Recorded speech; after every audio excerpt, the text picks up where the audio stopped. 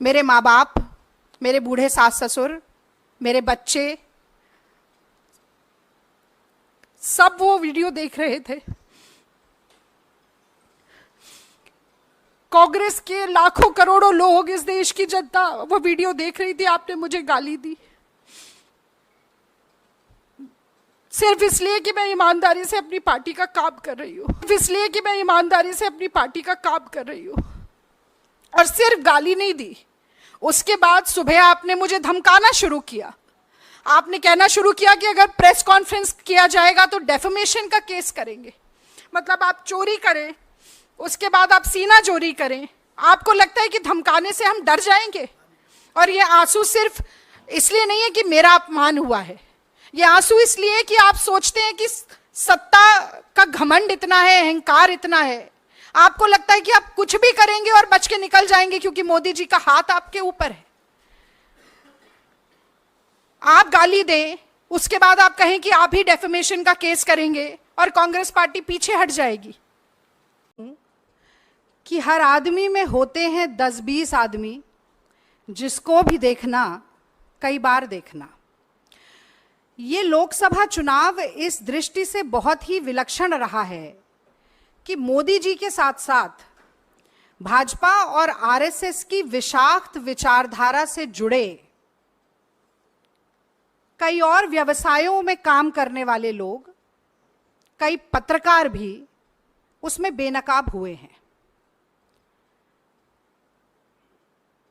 मुझे लगता है कि आज की प्रेस वार्ता इसलिए भी महत्वपूर्ण है क्योंकि एक पत्रकार की बेटी होने के नाते बचपन से मैं ये सुनती आई हूं कि खींचो न कमानों को न तलवार निकालो, अगर तोप मुखातिब हो तो अखबार निकालो। तो चौथे स्तंभ, जो लोकतंत्र का चौथा स्तंभ है, उसकी निष्पक्षता और निर्भीकता पूरे लोकतंत्र के लिए कितनी महत्वपूर्ण है, ये बचपन से मुझे सिखाया गया। मैंने कई बार टीवी के डिबेट में भी ये कहा कि एक पत्रकार की कलम अगर झुकती है तो सिर्फ लिखने के लिए झुकनी चाहिए, ऐसा मेरे पिताजी हमेशा कहते थे। अब सवाल ये उठता है कि एक बहुत ही सभ्य, मर्यादित, संयमित दिखने वाले वरिष्ठ पत्रकार पत्रकारिता को कितने निचले स्तर तक ले जा सकते हैं, ये कल से वायरल हो रहे एक वीडियो ने दिखा दिया है। मैं तो रजत शर्मा जी से सीधे सीधे आज पूछना चाहती हूं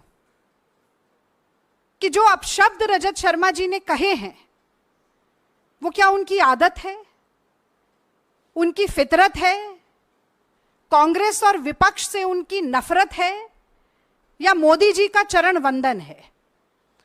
और मुझे लगता है कि कल से भारत के सोशल मीडिया प्लेटफॉर्म्स पर लाखों लोग जो अपनी राय, अपनी प्रतिक्रिया एक अभद्र टिप्पणी के ऊपर दे रहे हैं, उन सब के सामने सार्वजनिक रूप से एक स्पष्टीकरण या बयान जरूर आना चाहिए था।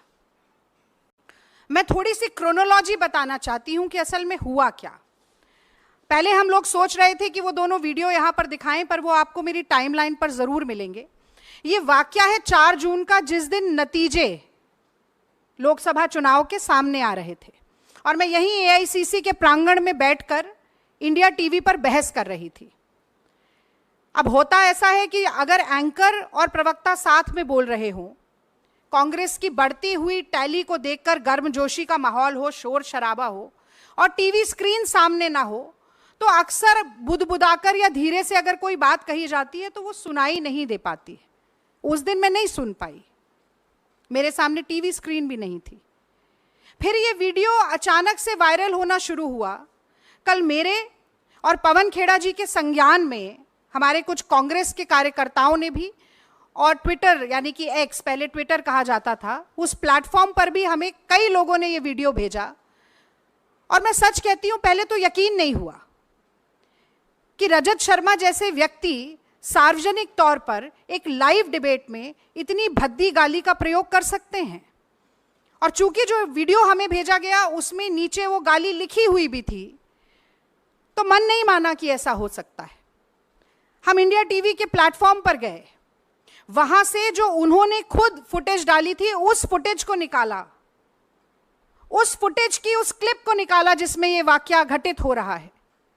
और वहां पर भी, जिसे अंग्रेजी में एक एक्सप्रेशन कहा जाता है, अंडर द ब्रेथ, बुदबुदाकर, धीरे से, केवल इस बात पर कि मैं उन्हें टोक रही हूं कि कांग्रेस पर आज भी लगातार प्रहार मत कीजिए।